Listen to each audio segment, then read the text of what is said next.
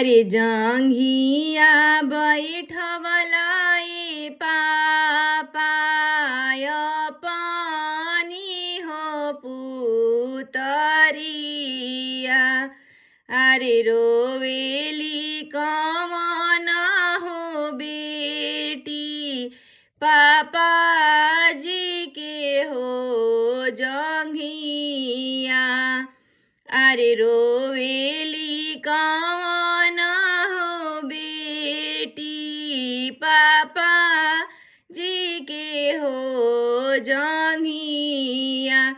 अरे नाही हम रहनी पापा चोरनी से हो चटानी। अरे नाही राउर सभवा में पापा पगड़ी हो झुकवानी।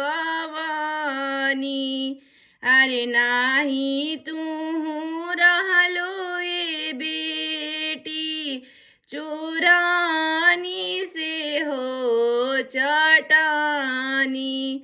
अरे नाही हमर सभवा में बेटी पगड़ी हो झुकवालू।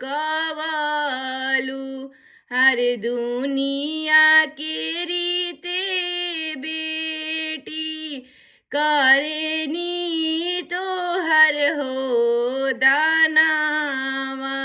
हरे दुनिया